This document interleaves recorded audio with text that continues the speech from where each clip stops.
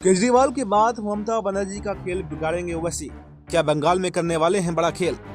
नमस्कार, next 9 news पर आपका बहुत बहुत स्वागत है।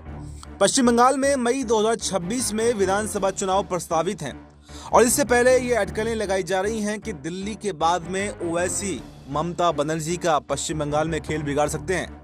जी हाँ, AIMIM ने बंगाल विधानसभा चुनाव में अपने उम्मीदवारों का उतारने का ऐलान अभी से कर दिया है।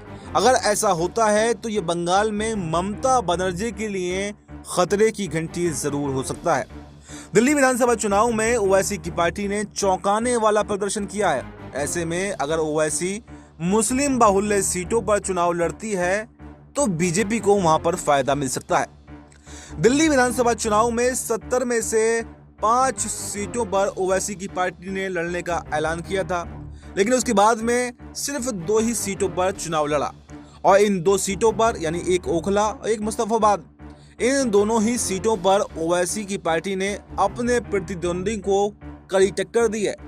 मुस्तफाबाद में ओवैसी की पार्टी के उम्मीदवार ताहिर हुसैन को 33,470 वोट मिले और इसके कारण सीधा असर यहां पर आम आदमी पार्टी को हुआ।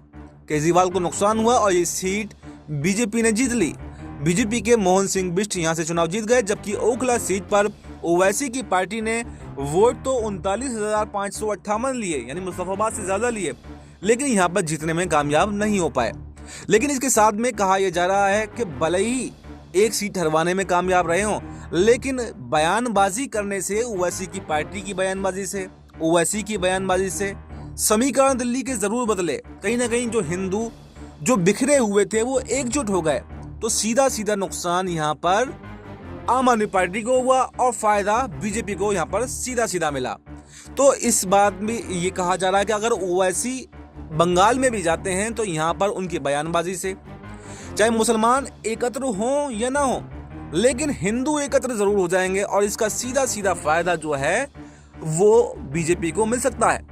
आपको बता दें कि ओवैसी बंगाल में 2021 के विधानसभा चुनाव में उम्मीदवार उतार भी चुके हैं। 2021 के चुनाव में उन्होंने दक्षिणी बंगाल की मुस्लिम बहुल्य सीटों पर, राजधानी कोलकाता की अन्य सीटों पर उम्मीदवार उतारकर पहले भी हलचल मचाई थी। उन्होंने प्रदेश में मुस्लिमों का मुद्दा भी उठाया था। उन्होंने सवाल उठाते हुए कहा था कि राज्य की सरकारी नौकरियों में मुस्लिमों की मौजूदगी सिर्फ 6% ही आखिर क्यों है, जबकि प्रदेश में पिछले 4 दशकों से वाम मोर्चा और TMC का शासन है। इसके अलावा उन्होंने कहा था कि मुस्लिमों की खराब आर्थिक स्थिति और शिक्षा में पिछड़ेपन का कारण कोई और नहीं, सिर्फ और सिर्फ ममता बनर्जी हैं। आपको बता दें कि बंगाल में करीब 30% मुस्लिम आबादी है। 294 सदस्यीय विधानसभा में 100 सीटें ऐसी हैं जहां पर मुस्लिम वोटर्स हार जीत में निर्णायक भूमिका निभाते हैं। ऐसे में अगर इन सीटों पर AIMIM के कारण बीजेपी को बढ़त मिलती है तो ममता बनर्जी 2026 का चुनाव यहां पर हार सकती हैं। इसके अलावा ममता के लिए अकेला चलो की रणनीति भी भारी पड़ सकती है।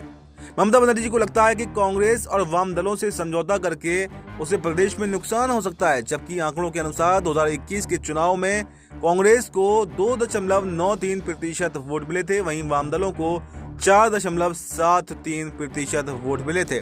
तो जैसे दिल्ली में इस बार खेल ओवैसी ने बिगाड़ा, कांग्रेस ने बिगाड़ा आम आदमी पार्टी का, तो ऐसा ही देखने को मिल सकता है कि पश्चिम बंगाल में भी ओवैसी, कांग्रेस या वाम दल मिलकर के यहाँ पर ममता बनर्जी का खेल बिगाड़ दें और बीजेपी को बड़ी बढ़त मिल सके। तो इस पूरी खबर पर आपको क्या कुछ कहना है, कमेंट बॉक्स में अपनी राय जरूर बताएं और देखते रहें नेक्स्ट 9 न्यूज़।